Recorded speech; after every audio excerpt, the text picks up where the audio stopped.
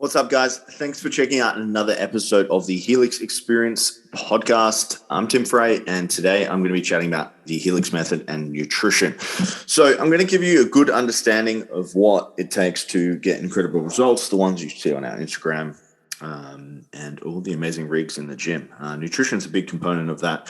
So the cost of the show, guys, if you get any value out of this, any small piece of value at all, any nugget of wisdom, anything like that, please do share it on your Instagram stories. Tag me at Tim Frey, Tim.Frey, 2 Y's on the end of Frey. So a key concept before we get into nutrition is just one big science experiment. There is no like one size fits all for nutrition for anybody. So you kind of need to work out what works for you.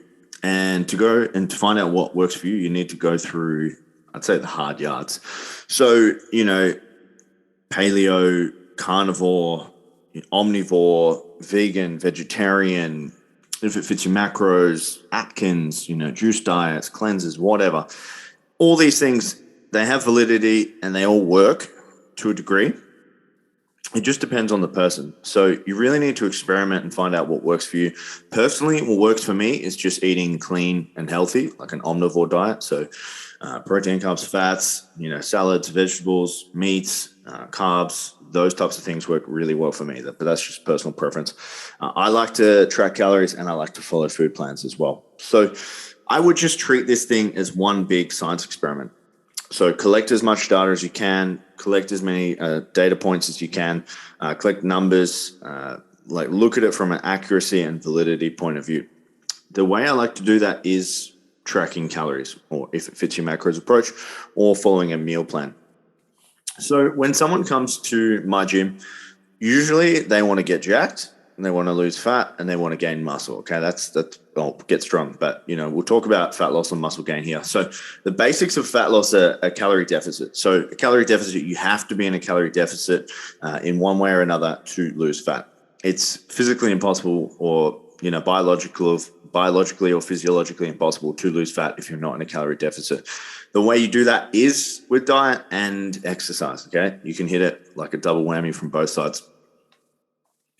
From both sides. So how you get it from a diet is you work out your maintenance calories and then you go on a cut. So whether that cut is 5, 10, 15, 20%, I probably wouldn't recommend any more than 20%, as that's a little bit aggressive. If you start messing with huge calorie deficits for quite a long time, you do generally end up upsetting your ghrelin and leptin levels, which are two hormones which are in control of your, satiety and hunger. As soon as you start fucking with those for a long time, you can get some adverse effects, and then you can, downregulate your metabolism. So calorie deficit is first thing. Then the other way you're going to get into calorie deficit is with exercise. So the more you burn in each session or walks or anything like that, the more deficit you take yourself in. I'm not really one to add in food if you're exercising a lot. I would just go on more of a conservative calorie deficit. So let's hypothetically say you're my client. You come to me and you say, I want to lose 10 kilos by summer. Summer is, 8 months away. So I would say maybe, all right, let's find out what your maintenance calories. First step, let's get you on 10,000 steps. Let's get you on a 10% deficit, and let's get you strength and conditioning training 4 times a week. In 2 weeks, send me your average weights and send me your eVault scan, and then I'll examine the results and see what we did there. Look at a food plan, yada, yada, yada. So that's like an example of how this would work.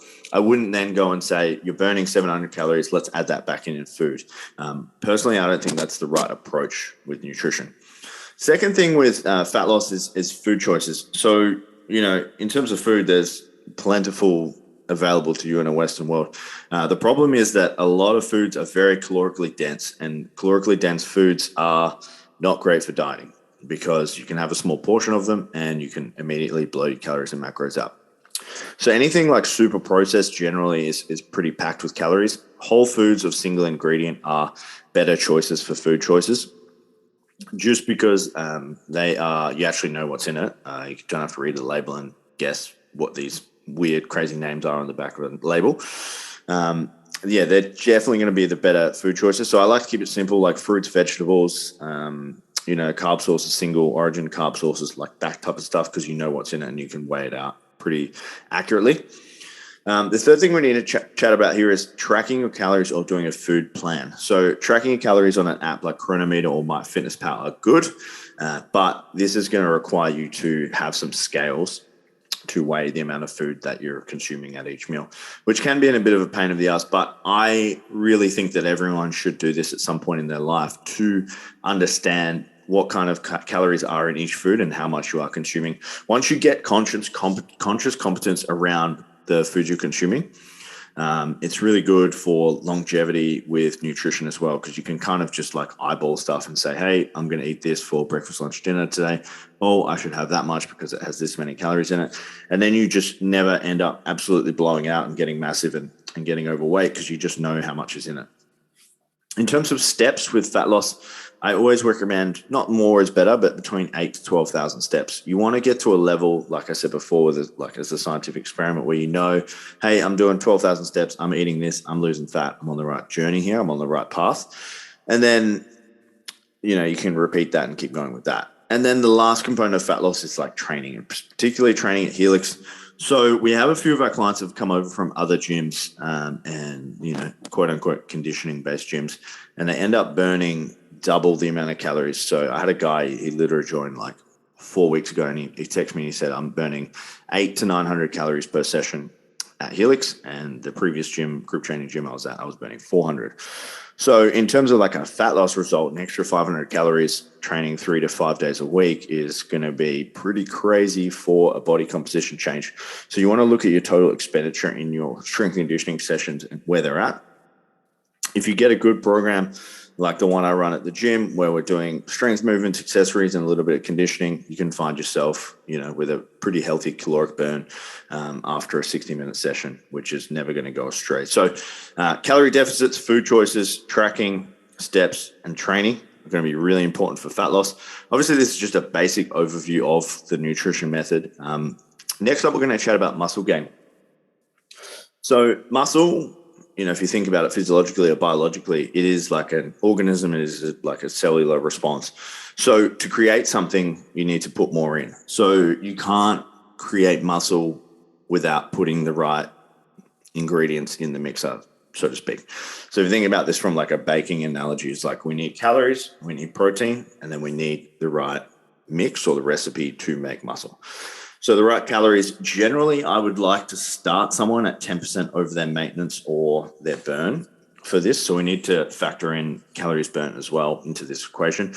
But like to keep it simple, let's just say your maintenance calories are 3,000. We're going to have 3,300, and we're going to ensure that protein, which is my second point here, is 1.8 grams or above. Protein is one of those things that is person dependent as well. So for me to say blanket statement here, 2.2 grams of protein minimum for everyone, that's not super applicable, especially if someone doesn't like meat. That's going to be really hard to get. So calories and protein are really important. Another really important thing is the training plan. So I see this all the time in the fitness industry.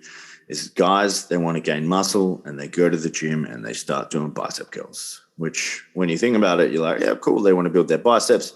That's great. But it's a really ineffective way of training because it's a single joint movement and it's very isolated. So you're only targeting your biceps or brachialis or, forearms, maybe all those muscles underneath. But if we think of something like a bench or a military press, they are massive movements and they're recruiting a lot of muscle. So you want to look at your training plan and make sure that you're doing a lot of compound lifts, as it's the biggest bang for your buck.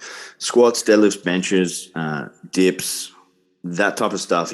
Big multi-joint movements. They're going to be recruiting a lot of muscle mass, and they're going to be producing a lot of volume on the body. So, the crux of any training program has to be compound lifts, and then we're going to finish with some isolations to build weaknesses. Be careful of any program that's just giving you single joint movements because it's a really ineffective way of training.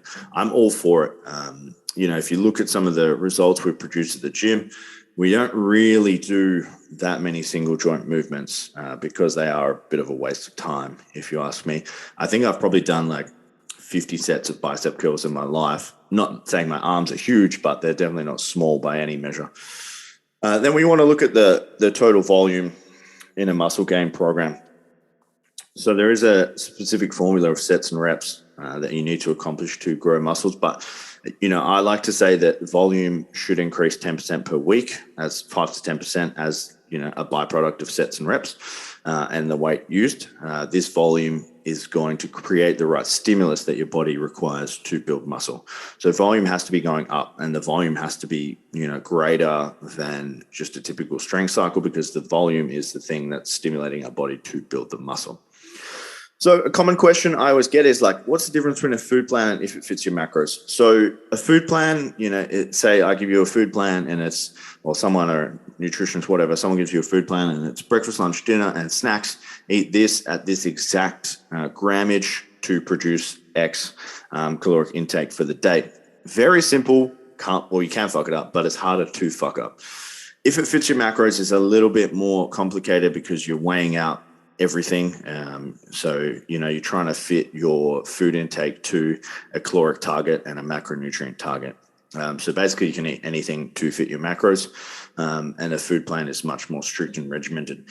The pros and cons of each, I think a food plan is great because it's really hard to fuck up. It's really simple, and generally you're eating pretty similar stuff every day, which is great to just build a little bit of consistency. And then, someone on a food plan will generally eat the same thing every day and then have a cheat meal per week. If it fits your macros, like the pros of it is obviously you get a little bit more variety with your food, so you can change it up every day when you're eating. That's the main one. The cons of it, I find a lot of people just end up eating shit. They just eat shit to fit their macros, which is not ideal in terms of overall health. There's a big debate that we could go through into that, but I don't think it's a great thing. And then the other con of it, it's you need to be a little bit more regimented and a little bit more dedicated to using MyFitnessPal, where a food plan you could just eat the same thing and not have to track it. Personally, for me, I always do better with a food plan because I know exactly what I'm having. I've got it, like printed and stuck on my fridge. Every day I'm having this for breakfast, I'm having this for lunch, I'm having this for dinner, I'm having these snacks, and then here's my treat at the end of the day. If it fits your macros, for me, like I'm a busy guy. Sometimes I forget to track it. Sometimes I skip a meal, and it just ends up like not being super regimented for me. So last thing we need to chat about with nutrition here is supplementation. My recommendations are multivitamin. I always get Thorne Research, magnesium, melatonin, and Biogest. Multivitamin because to have the perfect diet of all the micronutrients, macronutrients, and minerals that you need is basically impossible. So I want to top myself up. It's like an insurance policy for me. Magnesium is more for recovery and sleep at night, as well as melatonin. I usually cycle melatonin 3 to 4 days a week. I'll have it, then I'll have 3 to 4 days off. And then Biogest is by Thorne as well, which contains a bunch of digestive enzymes, because it's not what you consume, it's what your body has the ability to digest. So I gave you a rundown there of what our nutrition protocols look like in the Helix method, what you could come to expect by working with us. If you got anything out of this episode, please let me know in the DMs. I love chatting to my listeners. Hope you guys have a sick day. Thank you.